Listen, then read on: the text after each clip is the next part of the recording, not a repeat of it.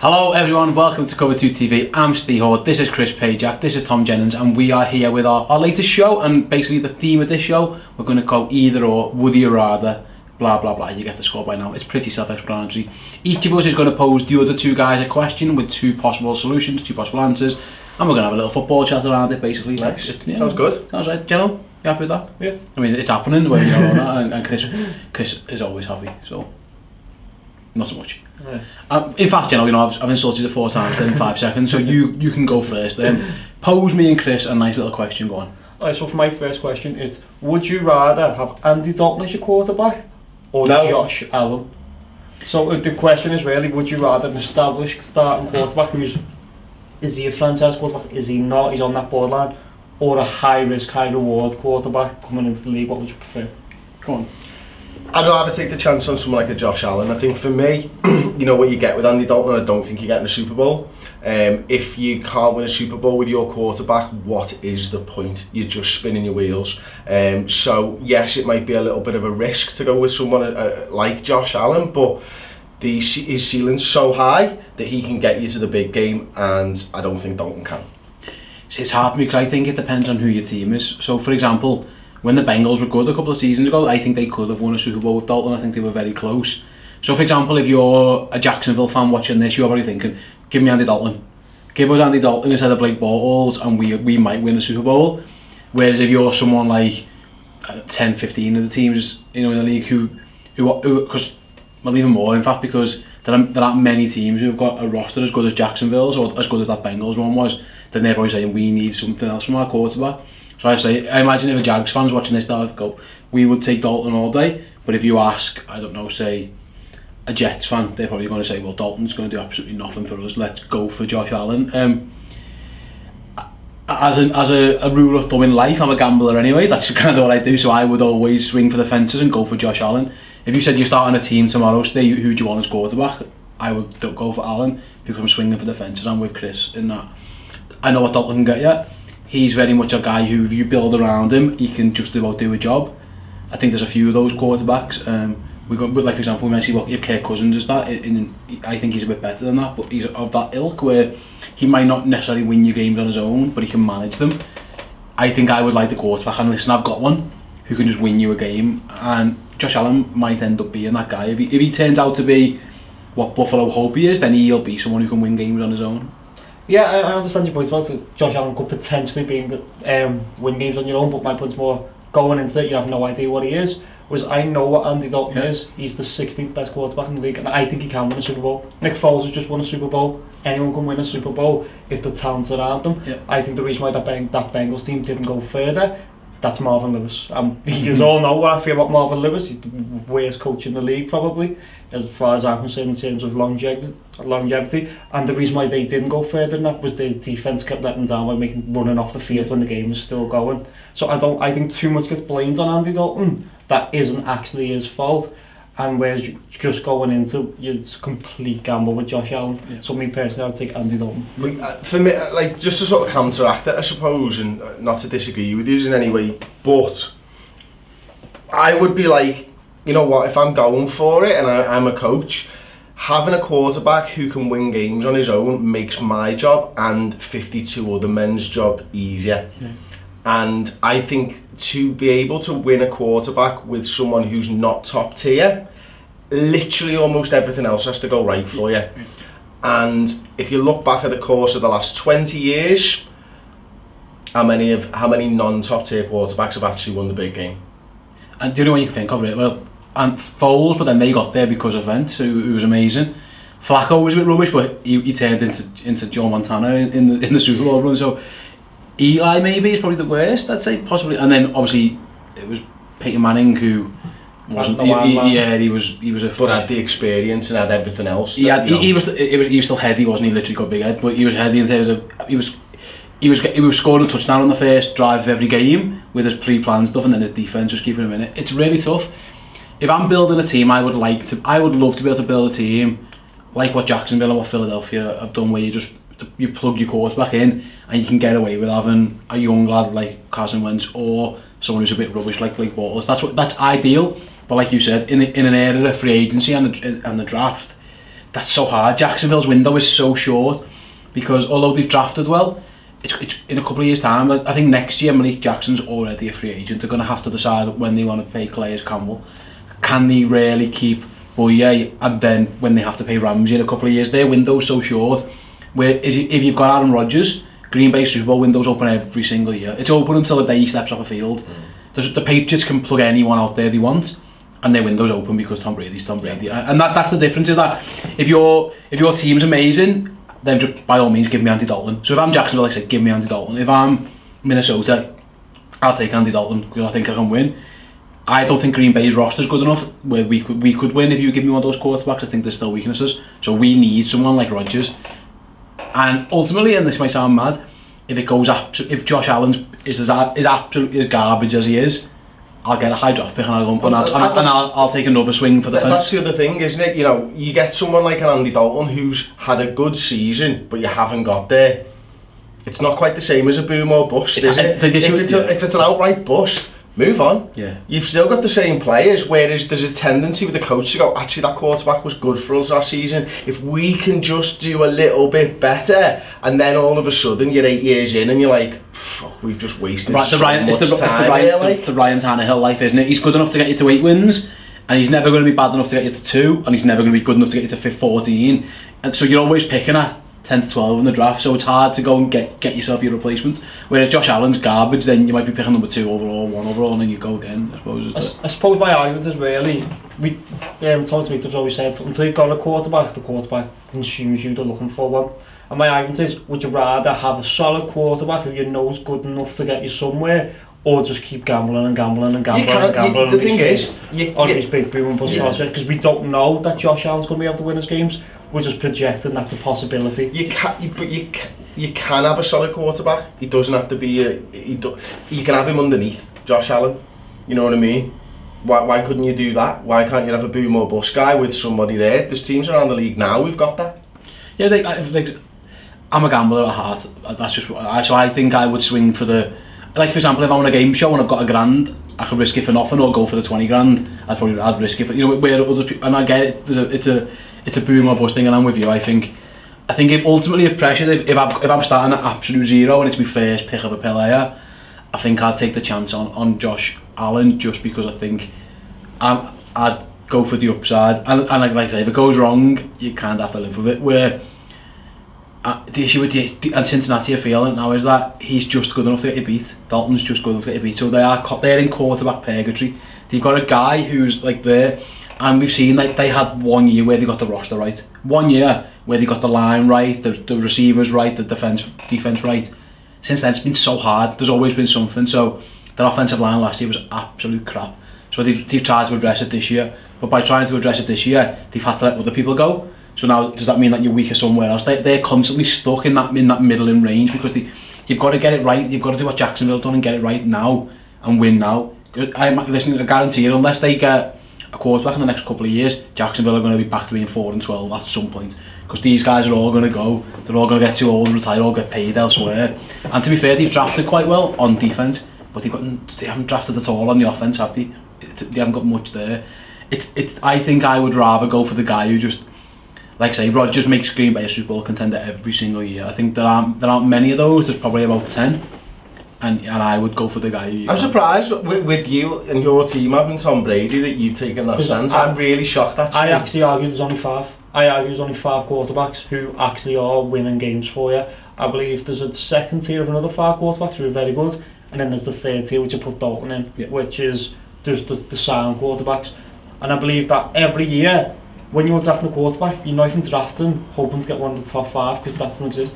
You're only getting one in either the second or third tier. And I think Dalton's fine. I think he gets you about 4,000 yards a season, about 20 odd touchdowns, about 10 interceptions. They're fine numbers. I believe that he gets unfairly criticised for what Cincinnati is as an organisation, which is the shits. Again, the coach is the shits, the whole organisation is the shits, because they don't try and win. They're happy being that mediocre team. I think that's too much to get put on Dalton's shoulders, where he gets too much blame. Where I think I tend to agree with you on that point. Yeah. Like I in fact, I would 100% agree with you on that. I think if they wanted to win, they'd have changed him. I think they'd got rid of him by now. But anyway, I think let us know in the comment section below what Jenno's question, Josh Allen or, excuse me, Andy Dalton, I forgot his name, Andy Dalton or Josh Allen, let us know. Chris, your question, this is an interesting one, you told me this before. Yeah, would you rather Ben Roethlisberger not be pissed off that you've drafted the quarterback in the third round, or be pissed off? So the backstory for anyone who doesn't know, they drafted Mason Rudolph, who's some tipped to be a first round pick. He fell to the third round, which was unsurprising to me. I don't think he's that good, but he then went on local radio in Pittsburgh and basically said, you know, this doesn't help the team win, I'm not sure why he's here. He said he's not going to really help him out if he wants any help, and you know, we've already drafted one guy a couple of years ago, what does that mean, blah blah blah. Basically Ben Bender. He was a bit of a knobhead about it, but you know, fair enough. So yeah, Jenno, you go first then. Would you rather your quarterback embrace competition and go, oh yeah mate, I'll help you bring it on, or actually go, fuck this, I'm going to show you who's the boss? I'd rather he goes, I want to show you who's the boss, because he's not an elite quarterback, Ben Roethlisberger, so he doesn't need to worry about new quarterbacks coming in. Therefore, he should see his competition that he needs to squash, because that's what Tom Brady saw Jimmy Garoppolo as, that's what Joe Montana saw Steve Young as. Yeah. I was actually listening to the Dave Downship podcast and David Carr was on it, and he said, all Ben Roethlisberger said is the exact same every QB feels. Why not get me another wide receiver in the third round? Why not get another defensive player? I'm your quarterback, you don't need a quarterback. And I like that idea, that just motivate your quarterback to think, no, I'm going to end your career, mate, because you're not going to do nothing, because it's all about me. And I think you need that mentality as a QB. That's what makes you drive, that makes you, when it's the last drive of the game, you think you can take this and score a touchdown no matter what the situation, because you believe in you. Yeah, I'm happy that I've got no issue with him being annoyed. He should be annoyed. Again, I've lived Green Bay, Brett Favre, Rodgers' life.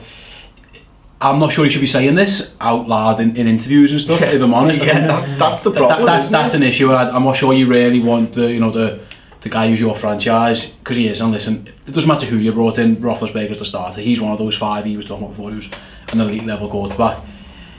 I think he should see it as a bit of a slight. He should also see it as the fact that, you know what, I did threaten to retire a couple of times, so maybe they had to protect themselves. And also, these backup lads, maybe they're not that good, so they've had to go again. So I've got no issue with him being annoyed. He should be annoyed. Every player in the league should be annoyed when they draft your replacement or bring your replacement in. I remember Ray Lewis saying, you know, he was a good teammate, but he saw, if Baltimore brought another linebacker in, he said, I saw it as someone trying to take food off my family. Yeah. Basically, you know, take money out my pocket because he wants my job. So I get why he would be annoyed. I just think I wouldn't particularly like my franchise quarterback saying those things out loud. So we all know that Tom Brady didn't like the Jimmy Garoppolo thing. That's why Jimmy's not there no more. But in public, Tom Brady was like, oh, I love Jimmy Garoppolo. He could, you know, I'll take him out. We went to the horse racing or whatever. They went, got pictures together, and you know, in the film room we were great mates. And really deep down inside, Tom Brady's going, these bastards are retired. They're trying to replace me. Do they know who I am? I'm literally the greatest quarterback that's ever lived, and they're replacing me. I'm far for the same. And I imagine Ben's thinking, I've got 2 Super Bowls. I'm brilliant. Who's this guy? So I'm with you. I think he should be annoyed. I thought it was really poor form to go out on the radio and start doing that against your own organisation. Even if you feel it, I think you could go to the GM and say, can I give you a flip side? Because I agree with you, Steve, about, you know, I don't want him going out on the radio and stuff like that. But did the club not go out and by drafting somebody in the third round basically say the same to Ben Roethlisberger just without words? Yeah, I suppose.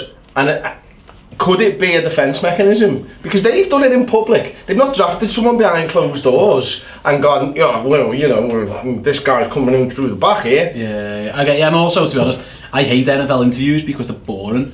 So at least this was something new. Like, my feelings on Russell Wilson are well known. He's the most vanilla man in the history of the planet. He's a robot. I still swear down he's a robot. He's brilliant and I love him. I think he's great, and he's another one of these 5 I love, but they're boring. So it was nice, at least he showed personality. And as a neutral, I think it's brilliant. If I'm a Pittsburgh fan or I work for the Pittsburgh Steelers or I'm in the front office of the Steelers, I'm probably thinking... if I'm a Pittsburgh fan, I disagree. I'd be quite happy with that. Okay. I'd be like, do you know what? A couple of years ago he was thinking of retiring. Now look at him. Yes, that's our guy. That's the Ben Roethlisberger that we want. The Ben Roethlisberger that's going to go out there and prove people wrong like he's done his entire career. That's the Ben Roethlisberger I want to see. If I'm a GM or I'm in the front office, I do not want to see that at all.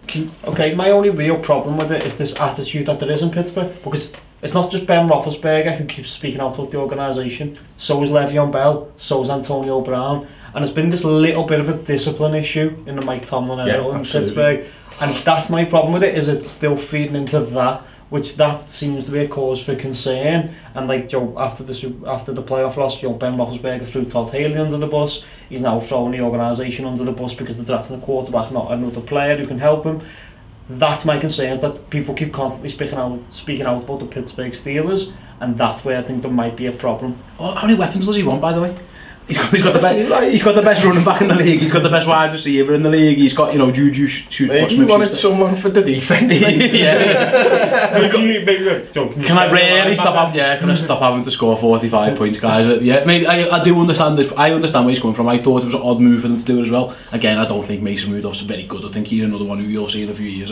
Well, they've got 4 QBs on the depth chart. Yeah, so it's Landry number 2, and who's the guy they drafted in the 4th round last year? Joe Webb. Joe Webb or Josh Webb. Yeah, something like that. So you must be looking around that and going, where is this guy fitting in? Like, do you know what I mean? And I believe he did send him a good luck text when he was going to training camp. Not that that matters for anything now that you've slated the lad in public on radio, but yeah, at least you did. I've got no issue. He's supposed to do it the other way around. He's supposed to go, oh, he's boss, and just text him, you're a cunt. How wrong WhatsApp group delete?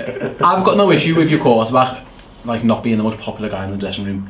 Again, I don't think that matters. I think as long as you win, as long as you're not like really disrupted, that's fine. Like, I've got a feeling that Aaron Rodgers isn't the most likeable fella in the world. Have you heard this wide receiver speak about him? They're not big fans. We all hate him. Yeah, people aren't big fans. He's very Peyton Manning would literally be on the sidelines screaming in people's faces. Like he got knocked out of the playoffs, and the first thing he said was, "My whole line was shit."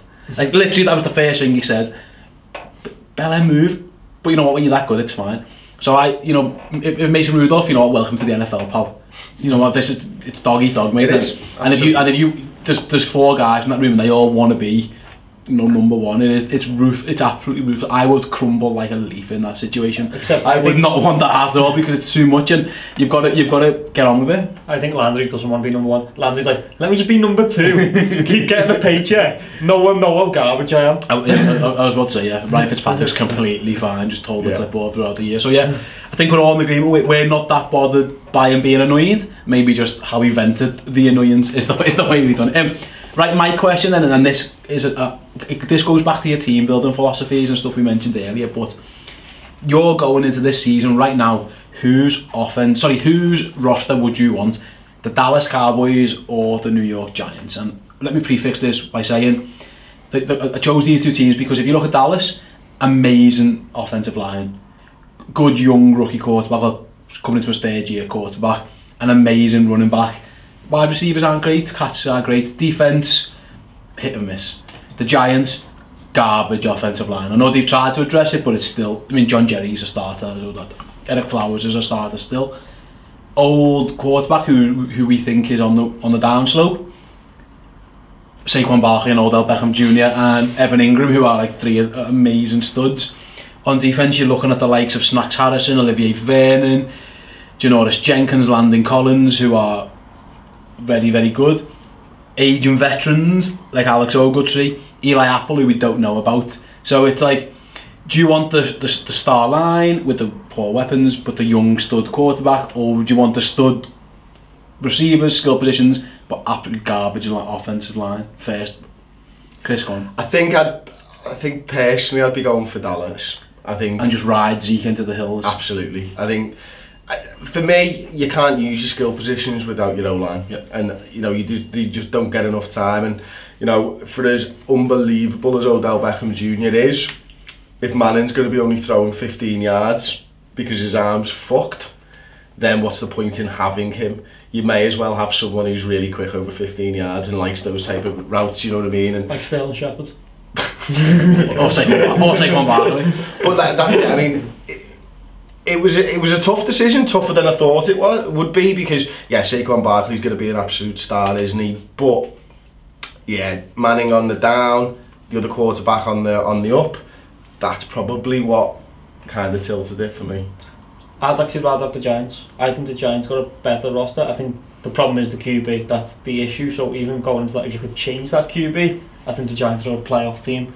I think you're looking at Zeke, what they've got Saquon Barkley, that's pretty much the same. I think the upgrade in skill positions is a lot higher, whereas obviously, as you said, the offensive line. I think the Giants got a better defence. So I think the Giants got a little bit more to work with a better defence, and then if they get that run game going, because Nate Solder can block on the run, he's just not very good at blocking people chasing him and chasing the quarterback. So I think the Giants, but if you're asking me which team's going to have a better record this season, I'd have to go with the Cowboys. If that makes sense. No, it doesn't. Absolutely zero. Where are you? It's so hard because I love Odell Beckham as a player, and I think if you can get Eli to get the ball out very quickly, I think I would maybe try and gamble on the line. I think Barkley's a stud.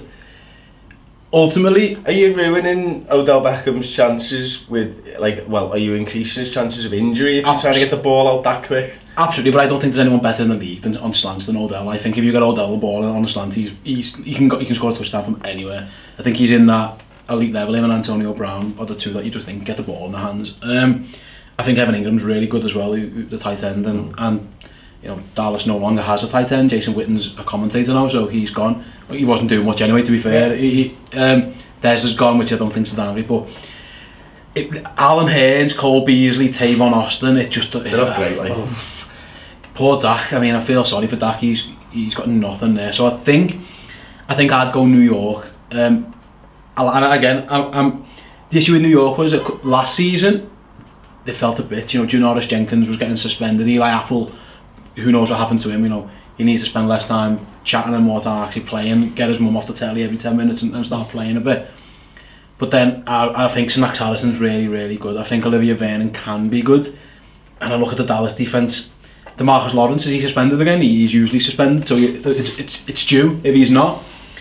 You know, Lewis and Awuzie at cornerback, Jones and Woods at safety, Crawford, Irvin, I don't know. The linebackers are brilliant. Well, at least one of them, Sean Lee, but again, always. Did they offer a replacement for him? Van Der Esch as well, and then they've got Smith, who hasn't really lived up to the hype after his injury. So I think I would go for New York.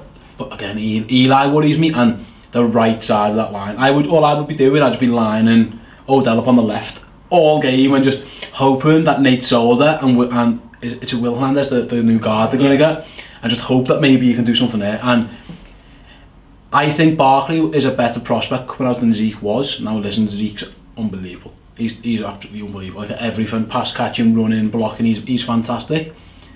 What I would say is that last year with no weapons, I thought Dak struggled. I thought he needs that. He might be what we talked about earlier. He could be the guy who needs everything perfect. I don't know yet because we've seen one great season and one season where it kind of was underwhelming. So he might be that guy who needs everything.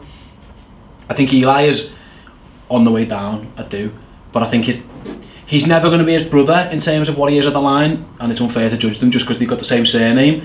But I think he can do enough, kind of similar to what Peyton did, where he was clearly diminished, but he just about, you know, using his nous. He managed the game better than game managers. He used his nous to understand, right, I need to get the ball into Julius Thomas or, you know, Sanders or the other Demarius Thomas.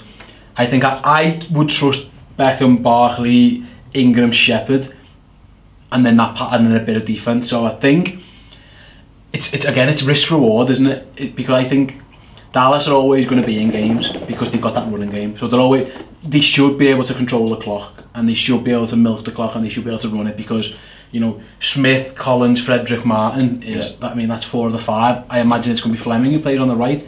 That's with Ezekiel Elliott. That means that's a game plan. It means you can manage the game. It's your game until your defense blows it, where you're always in it. So even against the Packers, Aaron Rodgers was absolutely torching them a couple of years ago. He was like on fire, but they had Zeke. So Rodgers was having to play absolute out of this world stuff just to keep pace because Zeke Elliott was just absolutely killing Green Bay. So I can see your point. But I think, and it's tough, I think I'd go New York, but again, it's maybe I'm just blinded by the stars. Would you go New York and think Dallas will have a better season? No, because that makes no sense. No, my point was, right, I think they're both like an 8-8 team, and I just think I can see Dallas breaking into that 9-7 more than they can New York. But so why didn't you pick Dallas then? Because I don't trust New York's, I don't know what New York's head coach is going to do. I don't know what Eli is at this point. It's because Eli, if he's as bad as I think he's going to be, it could be they could just go 2 and whatever. But if Eli's even what he was last season, he's got that chance to go 9-7 or 8. That's why, it's because I just don't know what Eli is. I think outside of Eli, the Giants is a better roster. That's what I was trying to say, and that's why I think he could be a lot worse than I even think he is, and that's why I think Cowboys will have a better record. Okay. I still think you've picked the Cowboys there. I think you might have just picked the Cowboys. I think that's how that works. But anyway, like I say, let us know. So if Eli's as bad as you think, you're picking Dallas. Yeah. You still maybe, I don't know. I think I'd rather have the Giants as long as it didn't have Eli, and that's the problem. You get Eli, yeah. Misunderstood the whole roster. You can put the backup in if you really want to. It's the guy they just drafted, isn't it? But phone Geno Smith, he's still. I probably lives in that area, doesn't he? If they had Geno Smith, I would pick them. There we go. So let us know in the comment section below. Would you the Dallas roster or the New York roster? Let us know on the bench stuff as well, and also on the Dalton and Josh Allen stuff. Hopefully you've enjoyed the show. It was a nice proper football discussion. Well, it was interesting. We don't do that often, so there you go. Hopefully you enjoyed. Let us know again in the comments below if you did or didn't like the show, kind of stuff we're doing. Any ideas or any suggestions you want us to do throughout the off season? By all means, fire them our way, because we are looking for ideas. Our group huddle meeting, this is what we come up with at once, so we've got a few more in the pipeline, but anything you guys want us to talk about, let us know as well. Give the video a thumbs up, and if you're not subscribed already, please do so. And we're going for 1,000 subscribers, come on. We're on the way, we're getting there. Our 1,000 subscriber, we'll say hello to you. We've got nothing to give you, but we'll say hello. Jenno will tweet you. That's fair, isn't it? That's not going to make people subscribe. No. So we'll be back next week on Cover 2 TV. Ta-da.